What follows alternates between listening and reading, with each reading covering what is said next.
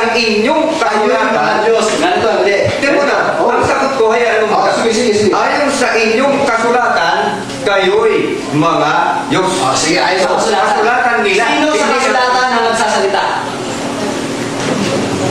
Sino sa kasulatan ang nagsasalita?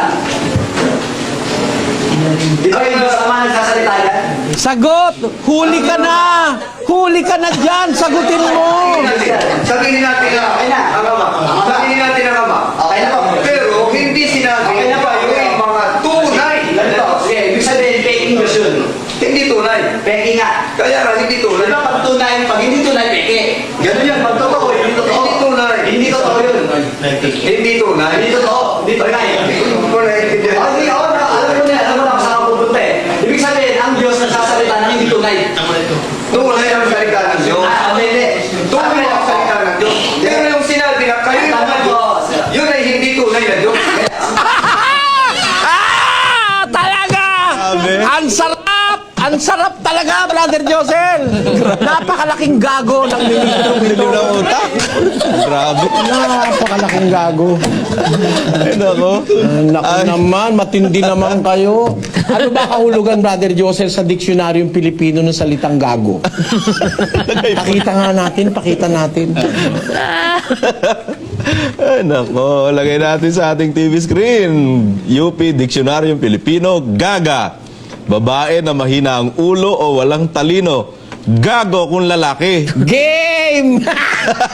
Brother Joseph, yan pala, hindi naman pala mura yan eh. Ang ibig pala sabihin, pag sinabi mo isang tao'y gago, kung lalaki yan, sa babae kasi yung gaga, babae na mahina ang ulo at walang talino.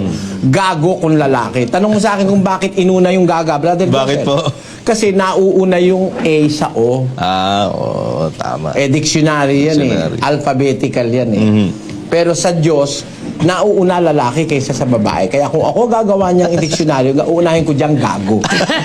Naintindihan mo? Opo. O ngayon, ganito. Yung palang gaga o gago, mahina ang ulo at walang talino. Biro mo, ang Diyos na ang may sabing, aking sinabing kayo mga Diyos. Hindi, katunay ang sinabi ng Diyos na. Pero mo, hatulan mo ang Diyos na nagsasalita ng hindi tunay. Ano ba namang ipit? Talagang hindi lalaban ng diskusyon sa atin yung mga yan Opo, gusto sana lumusot eh. Ayaw aminin na ang Diyos ang may sabi nun eh. Kasulatan daw. Sino dyan sa kasulatan ang nagsasabi niyan? Wala. Inamin niya, ang Diyos din ang nagsasabi doon sa kasulatan. Kasi sinulat lang, bago naman nasulat siya, sinabi na muna yan di ba? Opo. Kaya nga nasulat, sinabi na O biro mo, pagbintangan ng Diyos na nagsasalita ng hindi tunay.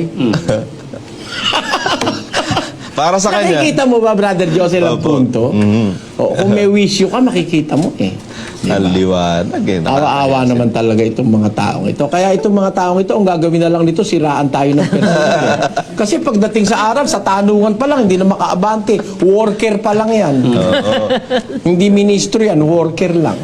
Kaya nga yung programa nila, hindi sila makapagbukas ng linya eh. Tanong pa lang ng mga worker. Naturuan ni Brother Eli, magkakandara pa kayo. Ito pa kaya si Brother Eli ang tatawag sa inyo at magtatanong hindi kayo. Pag hindi kayo nataisa sa lawal, ewan ko eh. Brad Josel, yung champion na mali na bata natin. Oo. Yun ang pwedeng umano sa kanila.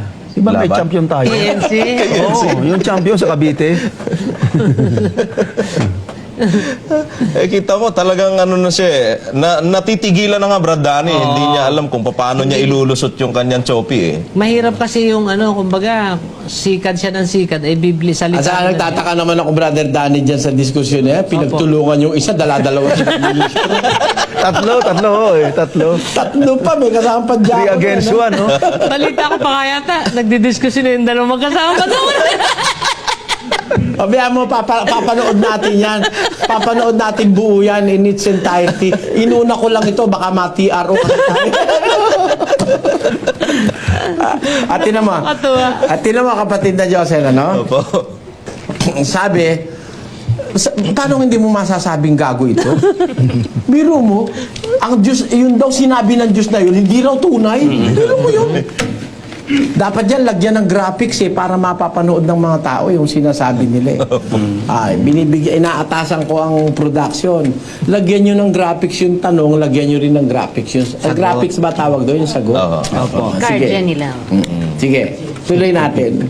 Exciting Ibig mong sabihin, sabi niya, hindi tunay na Diyos to. Ibig mong sabihin, nagsasalita ang Diyos na hindi na tunay. May mababasa ka ba sa Biblia, may sinabi ang Diyos hindi tunay? Tunay yung sinalita. Kaya ang tanong ko, ganito. Tunay yung sinalita. Kaya ang tanong ko, ganito.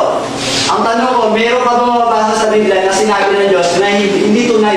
Ang salita ng Diyos, tunay. Tunay. Nung sinabi niya, aking sinabi, kayo yung mga Diyos, tunay ba yun? Hindi. Ang tunay na sinasabi ng Diyos na kayo'y Hindi, mga yung Diyos. sinabi niya, yung sinabi Yung niya. mga Diyos na yun, Okay, okay, hindi ka tunay. Sige, susunod yung tanong. Ito pa ang susunod kong tanong. Sabi mo kanina, ang pinapatunayan mo talaga, hindi siya yung di ba? Hindi siya yung tunay na Diyos. Sabi mo sa Lamsa version. Sa Lamsa version, sa 9:5 ng Roma, ano nakalagay? Diyos siya. Sabi mo kanina, Lamsa, kung kamali ka, sige, hindi na kita pag-aanoin doon. Ngayon, sabi niya dati, siya lang ang Panginoon, di ba? Hindi lang siya Panginoon. Hindi, nung una Ang rin. Diyos, Panginoon, ang Panginoon ng Kristo, Nung unang pahayag niya, yung unang Di mo pahayag na- niya, sinabi, Ito, mabait pala itong si kapatid na King eh. Opo, iniiwan niya yan pag... Aba, iniwan niya yung sabi daw, wala raw version na nagsasabi si Kristo'y Diyos, ano? Eh, yung paborito nilang lamsa, si Kristo'y Diyos dun eh. Mabuti, sabi ni Brad King, o sige, kung inaamin mo nagkamali ka dyan, hindi ko na, papabayaan ko na.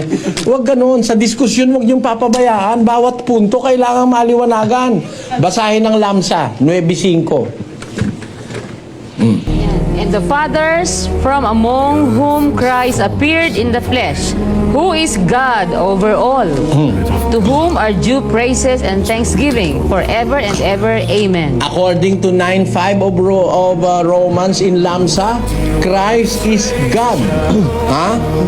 At basahin natin sa 4. Who are Israelites, to whom belongs the adoption and the glory and the covenants and the law and the rituals therein and the promises.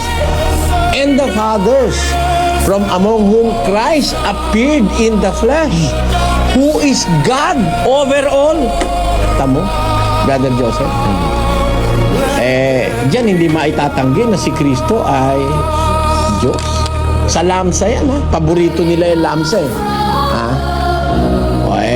Pinalusot ni Brad King, eh. Sana hindi pinalusot siya. Sana binasa yan, Brother Joseph, no? Opo. Tuloy natin, sige.